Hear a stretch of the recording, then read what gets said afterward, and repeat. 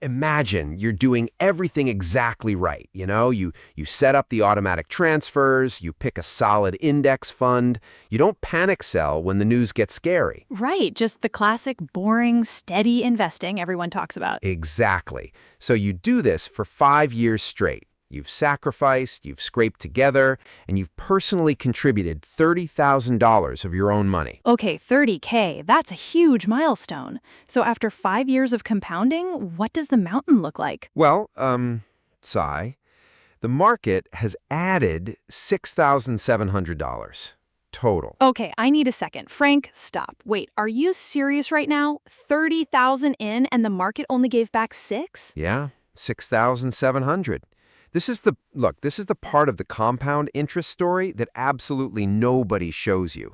The years where your money is basically just barely working, where the growth you were promised is technically there, but functionally. Functionally invisible. I mean, that is genuinely depressing.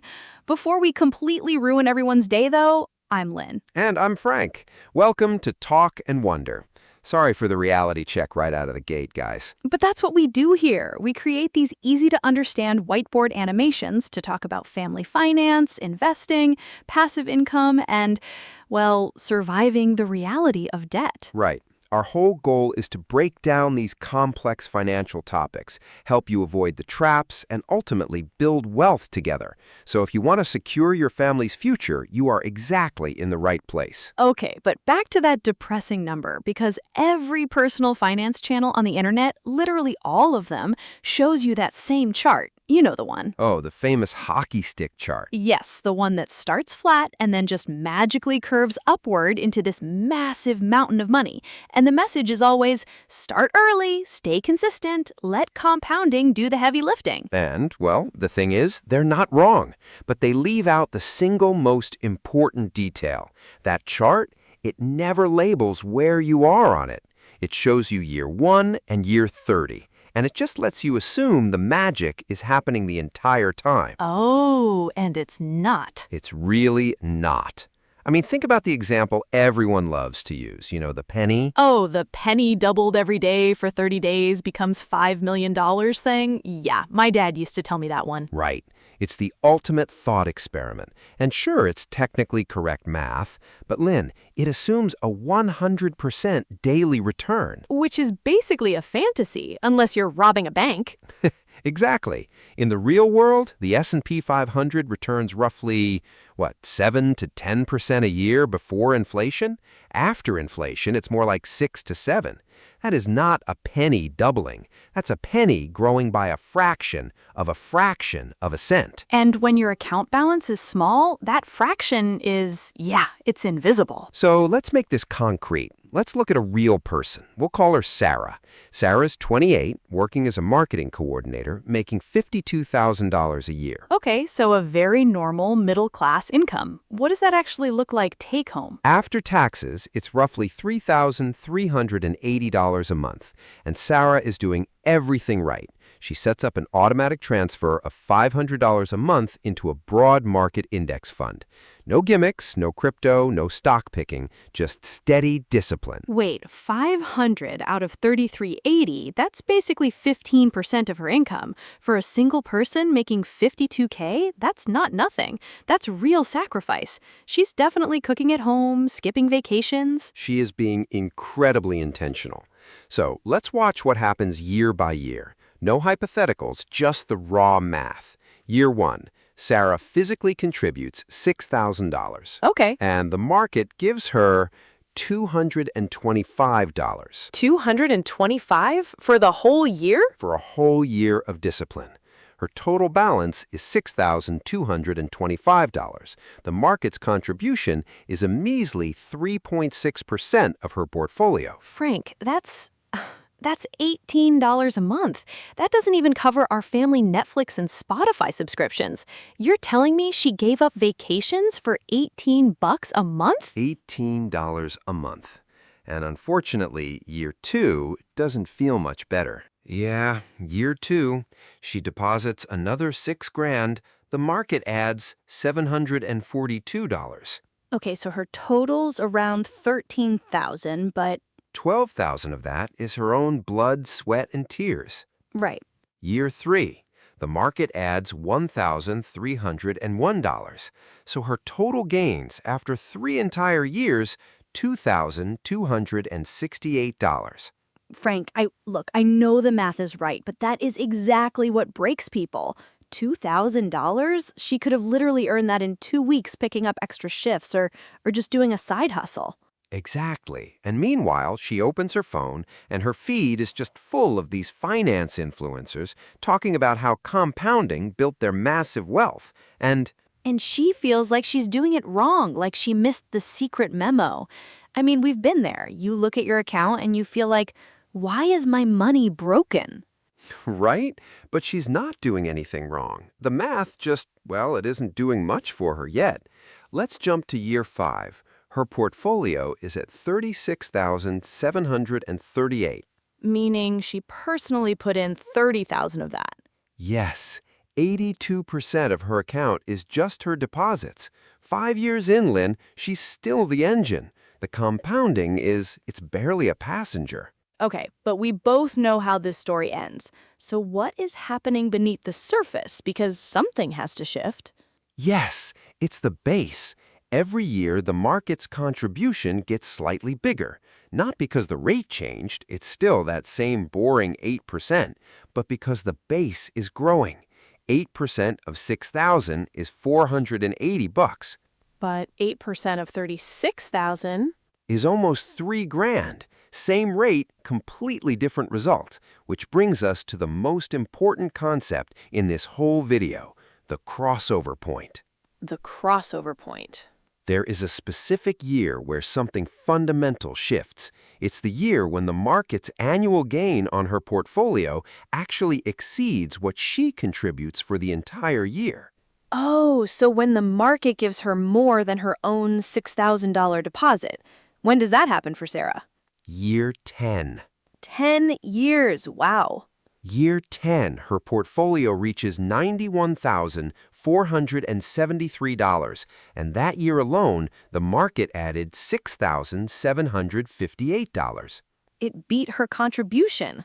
For the first time ever, her money earned more than she deposited. The portfolio just outworked her. And right after that, in year 11, she crosses the $100,000 mark. Which is the magic number. I mean, Charlie Munger famously said the first 100K is it's a you-know-what. Yeah, the hardest. But he didn't just mean it emotionally, he meant it mathematically. Below 100K, you are physically pushing a boulder up a mountain. But above it, the boulder starts rolling on its own. Look at year 15. The market adds $13,000 in that year alone. That's more than double what she puts in. Her money is now making over $1,100 a month.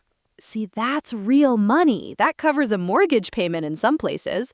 And by year 20, year 30, the compounding isn't just helping anymore. It's taking over, yeah. By year 30, 76% of her wealth comes purely from compounding. Over 30 years, her money earned more than triple what she personally put in. Okay, wait, Frank, let's stop for a second because, look, this is a beautiful story. It really is, but I have to play the reality card here. Okay, play it. Who actually goes 10 full years without life blowing up? I mean, think about our own family. In our first 10 years, we had what? The minivan transmission dying, the roof leaking in the guest room, medical bills. Real people do not get to year 10 uninterrupted. And that right there, that is the uncomfortable reality that breaks this whole equation. When life happens before that crossover point, it doesn't just, slow you down. It literally resets the clock. Okay, so let's run that. What actually happens if Sarah has a life? Let's do it. Year 4, Sarah has an emergency. A car breaks down, a medical bill hits, whatever it is. She has to pull $8,000 out of her portfolio to cover it. Ouch. Okay, 8,000 just once? Just once. She pulls it out, handles the emergency, and keeps investing her $500 a month right after. Watch what it does. Without that withdrawal, Sarah hits the crossover at year 10. With it, she doesn't hit it until year 11. It pushes the hardest part of the journey back an entire year. Which sucks, but okay, 1 year doesn't sound completely fatal. Wait until year 20. That single $8,000 withdrawal has now cost her nearly $29,000 in lost growth. What? Almost 30K? And by year 30, it's cost her over $63,000. Okay, I need a second. Frank, stop. An $8,000 emergency turned into a $63,000 loss? Yes, and it's not because the market punished her. It's because she pulled money off the runway before the plane could take off. She reset her compounding base at the absolute worst possible time, during those flat years when every single dollar matters the most. Wow, because those early dollars are the ones that do the heaviest lifting over the next 3 decades. Exactly. And Lynn, this isn't just Sarah's story. This is happening to millions of families. According to the Federal Reserve, the median retirement savings for American households between 55 and 64 is roughly $185,000. Wait, so half of all households approaching retirement have less than that? Less than that. And it's not because they didn't try. Many of them invested for decades, but between emergencies, job losses, medical bills, or just the sheer cost of living. They never stayed above the crossover long enough. Exactly. They spent their entire investing lives stuck on that flat part of the curve, and then they had to start withdrawing right when the math was finally about to get interesting. Which raises the real question, because if the crossover is all that matters, then the solution isn't just you should invest. It's how do you reach that crossover point faster? And there are two main levers you can pull here. Lever one, income is the accelerator, not budgeting. Wait, really? Because the whole internet is basically yelling at us to stop buying lattes, cancel our Amazon Prime, and just eat rice and beans. Right, the classic avocado toast defense. Look, budgeting is important, obviously, but below the crossover point, every extra dollar you earn matters so much more than every dollar you save. Because you can only cut expenses so much, right? Like there is a hard floor to how cheaply a family can live before everyone is just miserable. Exactly. Listen to this, you cannot frugal your way across a gap that is 6 figures wide. You have to earn your way across it. Let's look at Sarah again. If she gets a modest raise or maybe takes on a freelance project and bumps her contribution from $500 a month to $700 a month. Okay, so just an extra $200. What does that actually do? At $500 a month, she hits roughly $294,000 by year 20. At $700 a month, she hits $412,000. That's over $100,000 more from $200? $117,000 to be exact. Not from a better fund, not from timing the market, just from increasing her shovel. But this is serious. That shovel means absolutely nothing if you don't build a wall to protect it. Which brings us back to that $8,000 car repair that completely wiped out her compounding. Right. Lever 2, protect the base at all costs. The biggest enemy of early-stage wealth isn't a bad stock pick. It's the emergency that forces you to drain your investment account. Which means an emergency fund isn't just, this cute little safety net or an optional thing. It's, what did we call it when we were fixing our own budget? It's load-bearing infrastructure.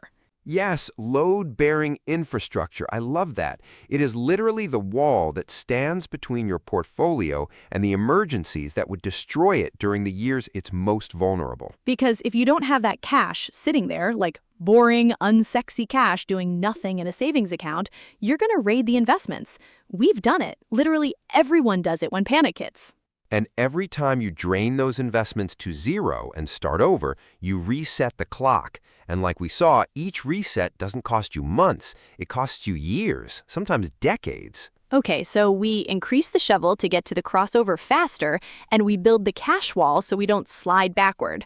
But honestly, Frank, even doing both of those, sitting in that flat zone for 5 or 7 years is just mentally brutal. It is, which is why you have to completely change the way you measure success. That's our third lever. You have to measure what actually matters below the crossover. Which is not the hockey stick chart, I'm guessing. Exactly. Stop comparing yourself to that chart. Those charts look, they're designed to sell you on the end state. They show the blade of the hockey stick, but they don't show the long, flat handle that you have to hold on to for years. So what should we be looking at instead? Track your absolute net worth. Track your savings rate. Track the literal distance between where you are now and your crossover point. So basically, we need to celebrate the boring milestones that aren't on the chart, like hitting your first 5K or 10K or 25. Yes, not because compounding is doing anything magical at $10,000, but because every dollar you stack is closing the distance. Think of it this way.